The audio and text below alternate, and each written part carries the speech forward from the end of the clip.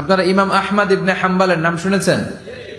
আমরা ইসলামে মাযহাবের প্র্যাকটিস করি, কোরআন সুন্নাহর আলোকেই আমরা করি।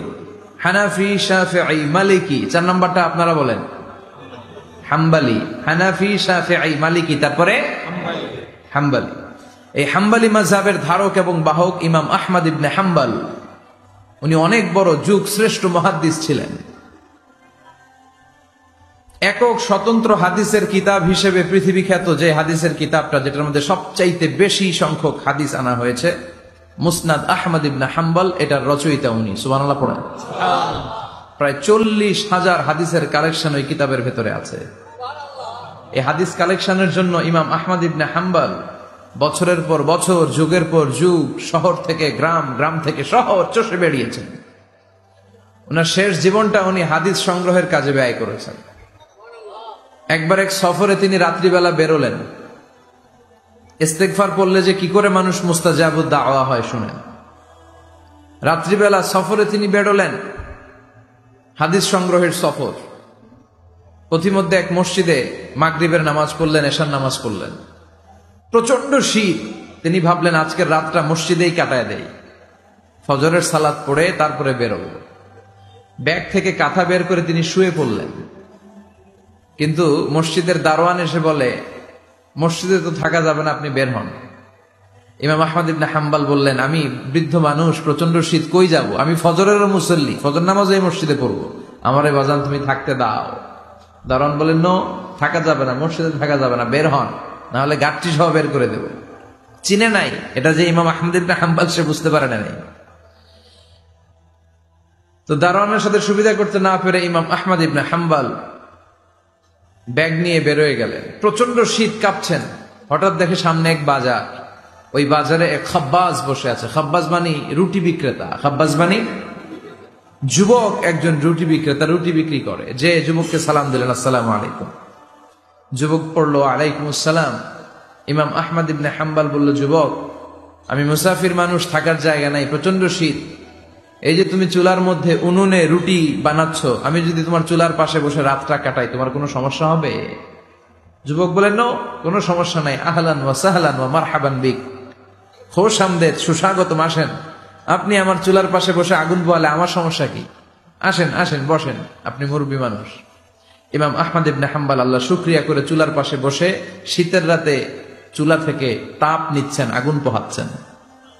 আর তিনি দেখতে লাগলেন যুবক আটা দিয়ে রুটি বানায় আর পড়ে আস্তাগফিরুল্লাহ, রুটির খামির বানায় আর পড়ে আস্তাগফিরুল্লাহ, গোল গোল করে খামির দিয়ে দলা বানিয়ে সাজিয়ে রাখে আর পড়ে আস্তাগফিরুল্লাহ, রুটি বেলুন দিয়ে বলে এটারে চুলার ভেতরে ঢুকায় আর কি পড়ে আস্তাগফিরুল্লাহ। ক্রেতা আসলে ক্রেতাকে রুটি দেয় আর পড়ে, ক্রেতার হাত থেকে টাকা নিয়ে ক্যাশ বক্সে রাখে আর কি পড়ে। ইমাম আহমদ ইবনে হাম্বল তো অবাক, ঘটনা কি? আসার পর থেকে এই যুবকটারা দেখতেছি খালি পড়ে আস্তাগফিরুল্লাহ, আস্তাগফিরুল্লাহ। তিনি কৌতূহল বশত বললেন, যুবক, মা লাকা ইয়া শাব দাইমান তাকরাউনা আস্তাগফিরুল্লাহ। হে যুবক, তোমার ঘটনাটা কি?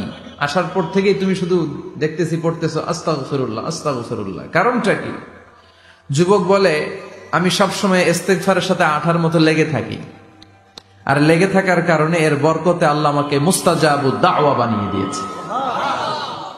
মানে আল্লাহ আমাকে এমন বানিয়েছে যে আমি দোয়া করা মাত্রই আমার দোয়া কবুল করে কে? আল্লাহ। ইমাম আহমদ ইবনে হাম্বল বললেন, আনতা মুস্তাজাবুদ দাওয়া, তুমি মুস্তাজাবুদ দাওয়া, মানে তুমি দোয়া করলেই সেটা কবুল হয়ে যায়? যুবক বলে, না, আনা মুস্তাজাবুদ দাওয়া, আমি আমার জীবনে যত দোয়া করেছি সব কবুল করে নিয়েছে কে? আল্লাহ। আমি মুস্তাজাবুদ দাওয়া, আমি দোয়া করতে দেরি, কবুল হতে সেটা দেরি হয় না। তবে আমার পুরো জীবনের সব দোয়া কবুল হলেও একটা দোয়া এখনো কবুল হয় নাই। এটা শুনে ইমাম আহমদ ইবনে হাম্বলের কৌতূহল, কিউরিসিটি আরো বেড়ে গেল। তিনি বললেন, তোমার জীবনে সব দোয়া কবুল হয়েছে, একটা দোয়া কবুল হয় নাই, কি সেই দোয়া আমারে বলো?